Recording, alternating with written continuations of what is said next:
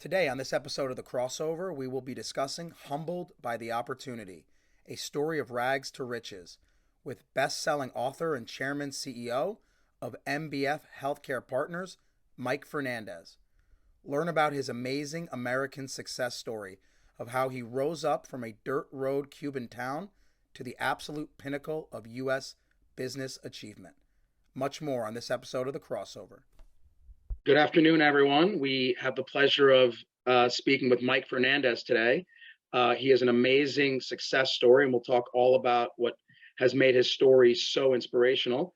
As background, Mike rose up from a dirt road Cuban town to the absolute pinnacle of U.S. business achievement. He'll also talk about how his success is certainly not measured in money, but certainly by the intangibles. Mike is currently chairman and CEO of MBF Healthcare Partners, a private investment firm that focuses on investing healthcare companies nationwide. He has been founder and or majority shareholder of over 20 healthcare-related companies. Most of these companies have been acquired by publicly traded corporations. Amongst these enterprises are Physicians Healthcare Plans, CAC Medical Centers, CarePlus Health Plans, Navarro Pharmacies, Hospitalists of America, Simply Healthcare Plans, and Nutri-Force Nutrition. Of note, Mr. Fernandez also serves on the board of trustees for the University of Miami, and he is a member of the University of Miami Miller School of Medicine's Dean's Advisory Council. He has also served on the board of directors of Mednax, the board of trustees for Loyola University, and on the boards of Dana-Farber Cancer Institute, the United Way, and Sylvester Comprehensive Cancer Center. Most notably, Mike is known for giving back to his community, and we'll talk about that later on, with generous contributions to countless charitable and philanthropic causes over the past 20 years. Here today to discuss his best-selling autobiography titled Humbled by the Journey, which really details his story of where he came from and how he got to where he is. So again, Mike, thanks for joining us. Super excited to talk to you today. Thank you for having me. So let's just set the stage. You know, people are probably looking at this interview, they're seeing your amazing office and, you know, what you've accomplished in life. Give us a little background. Tell us about the town and environment you grew up in and what that was like. Well, I grew up in a small town in Cuba. It's on the eastern part of the country, right back into the mountains where every revolution in Cuba has started from. A humble family. We lived above the storage, bottle storage warehouse, and my father had a small sandwich shop. I spent my time in those days by being a kid like any others. We rode bikes. We also had the unique experience, or I had it, that the Cuban Revolution of Fidel Castro was going on. So from time to time, I would collect spent shells or 45 caliber bullets, or 30-06 or 22 caliber, and exchange those for marbles. And that was my currency at the time. And probably that's where I started to negotiate for the first time. That's amazing. I mean, you know, considering what you were surrounded by, what were your aspirations as a kid? Did you have a vision of what you wanted to be? I remember as a kid laying with my back against the floor on the roof of my house, listening to a homemade radio where I could listen to Hopalong Cassidy and the Lone Ranger as being somewhere from the U.S. And I always wanted to be in the U.S. And very early on, I began to take English lessons. Hence, most of people know me as Mike because they started calling me Mike when I was 6 years old. So my thought was always to be here in this country. I had no idea where I was going to end up. This is just a matter of good fortune, good timing, and being at the right place at the right time. Why did your parents move to this country, or did you come alone? What was the timing of that? What was the impetus? So on an unforgettable day, Christmas Eve 1964, we were literally sitting down for dinner. And a military truck pulled up to our house, the second story of this bottle warehouse that we were at, and told us to get into the truck that was below. My parents were not allowed to take one single bag, not a wallet, not a visa, not a passport, not a certificate of birth. And my sister, my mom, my dad, and I were put in the back of the truck and taken to an airport. When the plane landed, it was an old DC-3, two-propeller airplane from the 1930s. When the plane landed, we had no idea where they were. And they just said, get out. And it was a very small airport in rural Mexico. And we found ourselves out of the country for the first time. And I still sense the fear and concern on my dad's eyes as he held my mom's hand. And he said to her, don't worry, we'll figure it out. So he was always a problem solver and a great mentor to me. But that's how we left Cuba. So I became an undocumented resident of Mexico, like millions of Americans today are undocumented for similar reasons. Most of them avoiding war, many of them looking for better economic opportunities. 6 months later, we moved to the US legally. And then once you got here, how hard was it for you to integrate yourself in the community as a foreigner, as a child?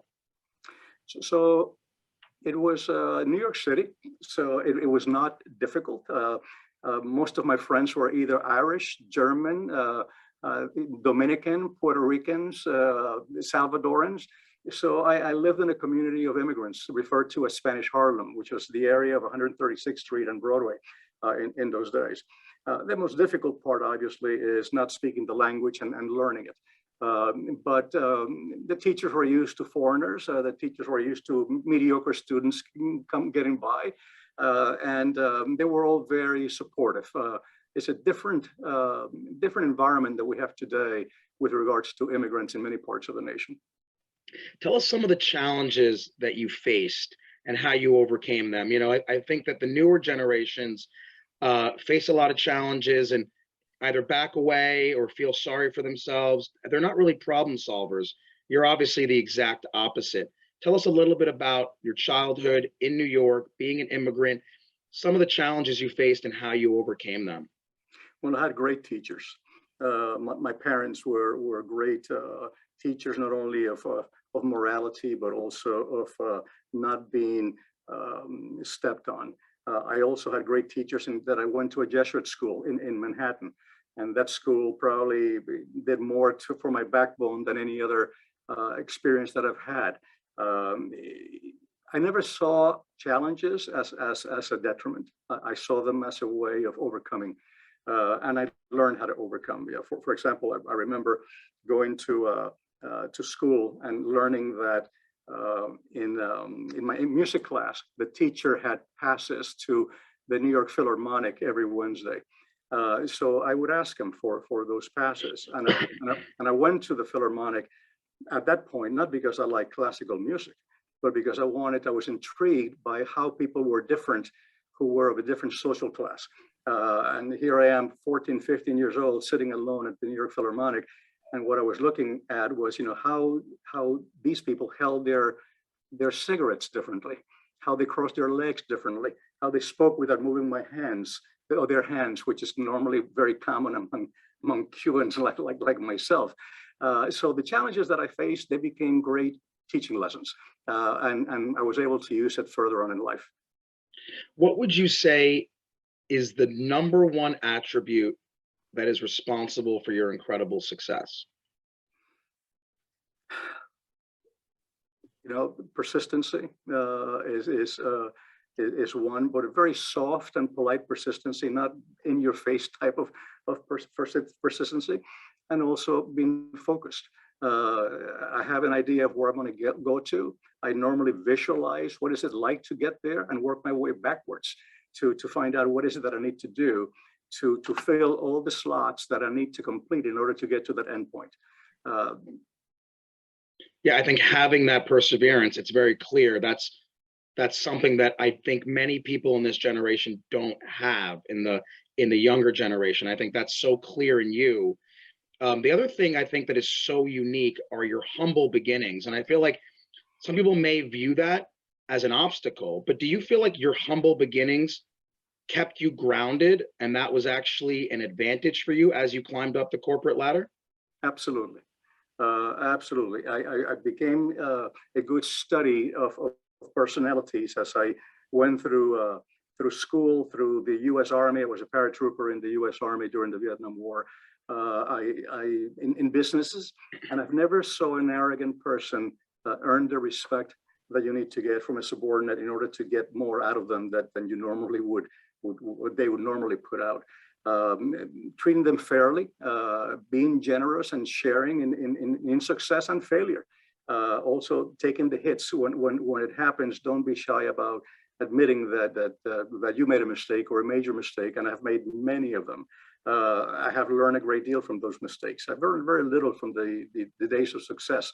Those 20 some odd companies that I've been involved with that we started, they vary from autism businesses to hospice businesses to insurance companies, medical services, and so on. And I've learned each of those by accepting a mistake. I will tell you that not one of those companies was the day that it was sold what I thought it was going to be the day that I started. I made a mistake along the way. I adjusted to market conditions or maybe customer desires, and those companies were changed, and focus was changed to where it ended up being. Your whole strategy, it sounds like, is understanding that failures are opportunities for growth, right? Everyone sees the end result and they assume that people had a smooth upward trajectory, never had any failures. But in reality, failures are what allow us to grow, not only, personally, but also professionally. What are some examples of you failing and then coming back stronger? Well, I've learned that not taking risk is the greatest risk of all. It is important that you spend yourself beyond your area of comfort and test the other side constantly. Every one of my experiences has been a learning experience. I will tell you that I was very lucky when I was in my mid-20s that I grew up my first business and sold it for a few $1 million to a national company, and I was 26. At that point, I thought, my gosh, I'm brilliant. Oh my gosh, am I so smart? And I took that money and I started developing a software company back in 1981 when the IBM PC was not even out. That company was a total failure. And my accountant suggested that I file for bankruptcy because I had gone through my $3.5 million of equity, and I was indebted to the bank about $600,000. My accountant told me that I should file for bankruptcy, and I should have listened to him, but I did not. I went to seek another opinion, and I saw the opinion of an attorney, who today is still my best friend. He was the former chairman of Greenberg Traurig, the law firm. Yeah. So Caesar said to me, says, your accountant is right. I don't think you're going to get out of this one, but I have a feeling that you're not the kind of person that wants to look back on his life and said you took the easy way out. If I was you, I would find a better way of doing so. And I asked him, I said, I don't have any money left. He said, do you have a house? And I said, yes. He said, sell it. Do you have a car? I said, yes. I said, sell it. He says, what else do you have to sell? He says, well, I have bought a small house in the Florida Keys. Sell it. So I sold every one of my assets and paid off every one of my vendors over the next 3 years. And I moved in with my parents, a wife and 2 children for 3 years at my parents' house. Wow. I still do business today with the same printers, the same vendors, the same accountants, and the same attorneys. And I always remind that accountant, you were wrong. There was always a different way out, a more honorable way out. I've learned a great deal. I've learned more from that experience than I've learned from anything else in my life. When I had no money, no cash, no credit, and no luck, what seemed to be no luck at the time. That was my best learning experience.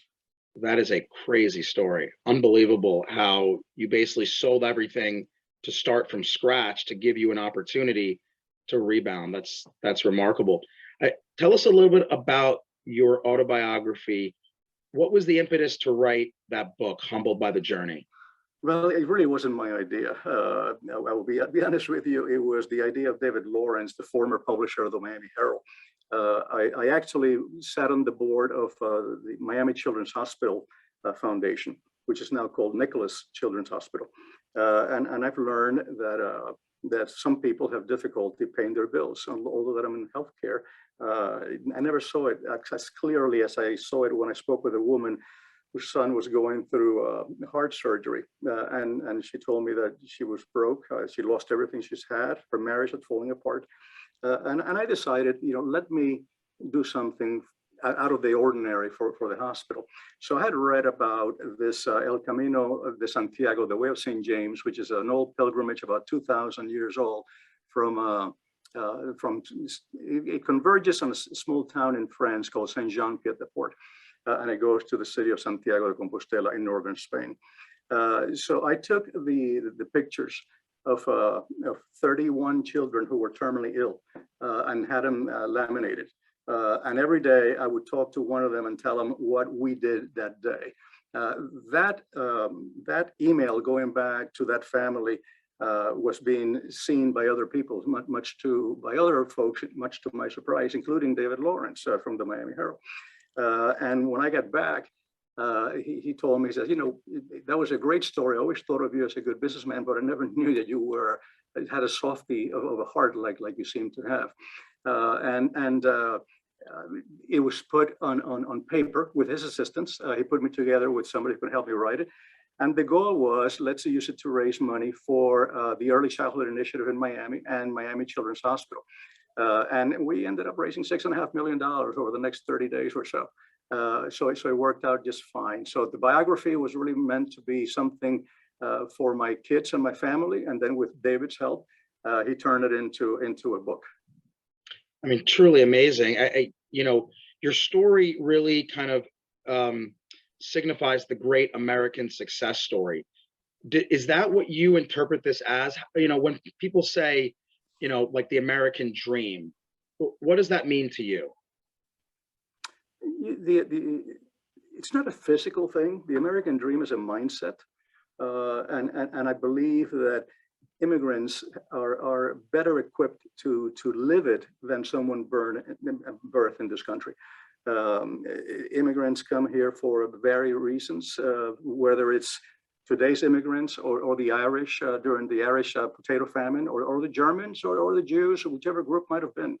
All of those people were risk takers. They were risk takers who left everything they knew behind, left their families, left their relationships, left their language behind, and come to a different country.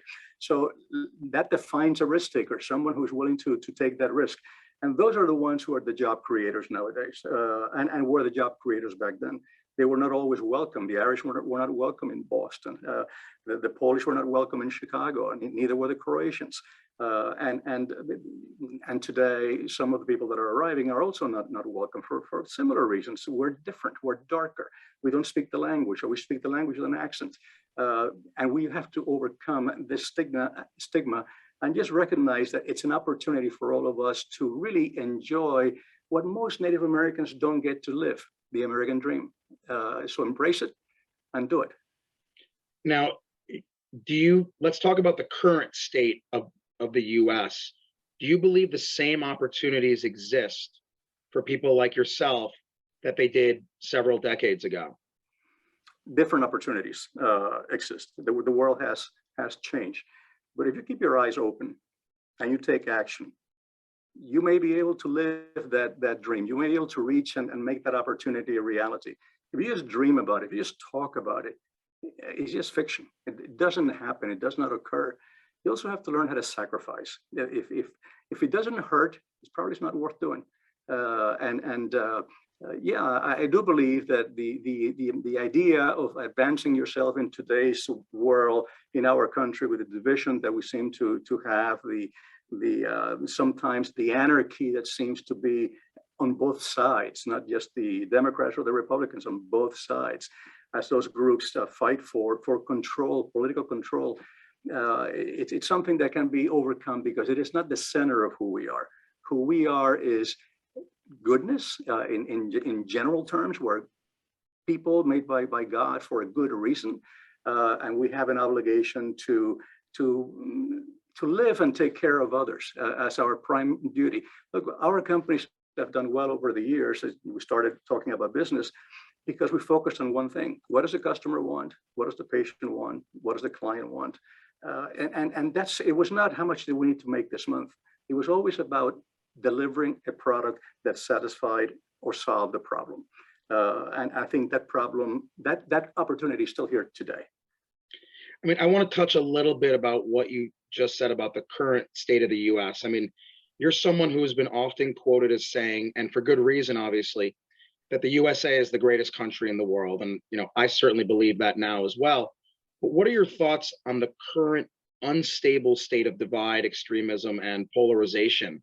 I mean, you've definitely mentioned that before, but do you still hold the US in the same opinion now that you did 30 years ago? The answer is yes. I do. I just spent the last month in Europe. In April, I flew into Poland to see what was going on in the Ukraine with the refugees, mothers and children arriving there. I've spent prolonged periods of time in Africa. I've traveled throughout. I would not want to live anywhere else but where I am today, in my city, in my state, in this country. We're still the best. We're not perfect. And we're not the best at everything. Look, we have one of the highest incarceration rate of the world. We have the highest incident of gun violence in the world. We have a lot of opportunities to make our world better. And we can do that by focusing on our own actions. Rather than look at the actions of others, I ask myself almost daily, what can I do today to improve somebody else's life? And it's not all about money. It could be a smile, it could be a hug, it could be a conversation. But we have to start by taking personal responsibility that if we don't change ourselves and take the perspective that we want our world to be a better place, we're not going to be able to succeed in changing those that are in government and in other places of authority. Do you feel like this country is headed in the right direction? It's borderline. I am literally scared where we are today. It is dangerous. The amount of I hate to say hate, but the amount of animosity that occurs between one party or the other, to the point that some family members who I know they don't speak well of me because I changed parties. I no longer wanted to be with a particular party because although I've always supported that party, I changed positions. I became an independent voter. It is that point that has gone down to the family unit. And so we can imagine what it's like when a Vietnamese family arrives in Louisiana or Afghanistani family arrives in Terre Haute, Louisiana. Indiana. It is difficult to accept, but that is what America is. America is the merging of ideas. American is getting somebody's idea from the Middle East and put it together with somebody's idea from the Philippines, and that makes it work. One day I have a good friend who passed away 3 years ago. His name is Shimon Peres, the former prime minister of Israel. And I would see him every year for about 30, 40 minutes, sometimes an hour, just one-on-one to talk. And I remember arriving at his office one time and saying, Shimon, I have never seen so many beautiful women as I do in Tel Aviv. And he leaned forward and with a big smile, he said, it's the combination of the cultures. The same thing that helps our economy and the fact that we're the #2 country in the world producing initial public offerings is a combination of our cultures. We have that combination in the US. We should cherish it, not be afraid of it. It's very, very well said. I agree. A lot of decisions being made in the next few years that are really going to decide where this country is heading. Let's shift gears a little bit and talk about your philanthropy, which has been so phenomenal. Why is giving back so important to you? Because I've been on the receiving end. I knew what it was not to have anything, not only as a child, but as a refugee, as an exile. The first jacket that I wore to go to church at age 14 in New York was loaned to me by a neighbor of my family's who was Mexican, and they had a jacket to lend. What should we do to help our brethren? I think we have an obligation. This defines who we are as people. We have an obligation to help others in any capacity that you can. And it is something that has always driven me by the education from my parents and education from the Jesuit priest. It was always, live for others. Actually, the Jesuit motto is "Man for others," and I have tried to live that, and that has turned out to be also a good business model. Man for others, or in this case, live for others, has been the key to the success that we've had in business. I mean, it has not been a high IQ, I guarantee you that. It has been hard work, sacrifice, and always with the focal point being, how can I help somebody else today? I mean, that's such a, it's really well said, especially because you just talked about where the country is headed. I suspect that if more people had that view and that mentality, this country would be in a lot better place. So hopefully people listening understand the importance of, like you said, giving back. Just because you've made it and you're successful, that's your opportunity to then lift others up. So really kudos to you and everything you've done. Looking back, what would you say are your 3 greatest life achievements? One of them, I would say number 1 is my children and my family. And number 2 is the people that I have surrounded myself with. They've enriched me in many ways. And the last one, the third one, is staying humble, staying grounded. I almost fell off that qualification when I sold my first business and I lost it all. But that was a great learning experience. It put me back to where God was saying, you're not that special. You got to work at everything you do, and treat others the same way as you like to be treated. Be fair. No need to break the laws. Look, we build a number of companies. We have never been cited for breaking the law. And we're in a city where healthcare fraud is rampant. And all of our healthcare dealings, we've never had to break the rules. And the payoff has been a reward to all of us affiliated with each of those companies. Now, the term success, which is often correlated with what you've done, can have many different meanings. What does the term success mean to you? It's the ability to do something for somebody else.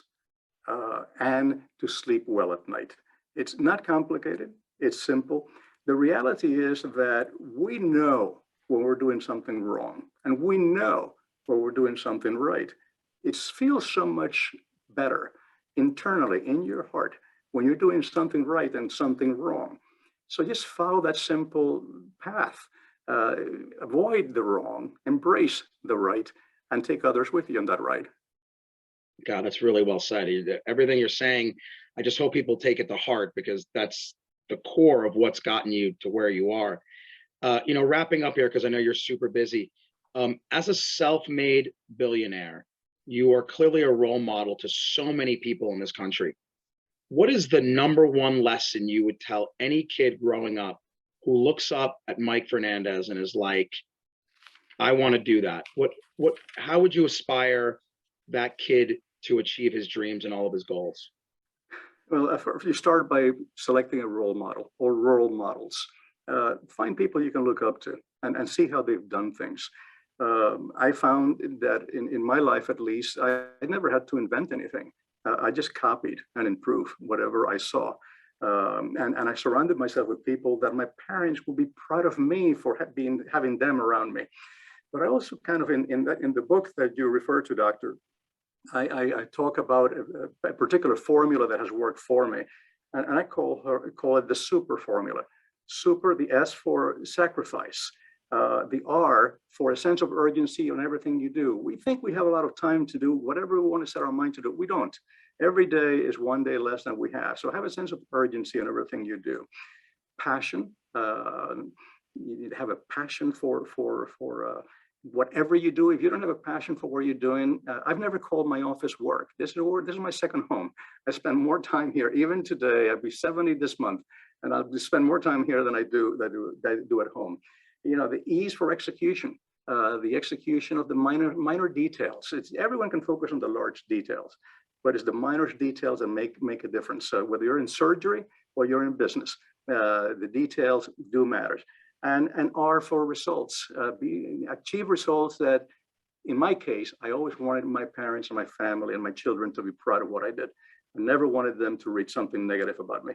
So that idea of super sacrifice, urgency, passion, execution, and results has been the path that I have followed, and I did not invent it. I just copied it. Mike, it's such an incredible interview. What a honor and a pleasure to speak with you. Your background, your drive, your motivation, your ethics, your philanthropy, everything that you've talked about, truly a role model for any adult, any young child, even here in the United States. Everything you've accomplished, you should be incredibly proud of what you are. And thank you for all you do, not just for people in your company, but people in Miami, people, across the world. So again, thank you for all your hard work. All your messages are very heartfelt, and it was really an honor and a pleasure to talk to you today. The pleasure is all mine. Thank you for having me.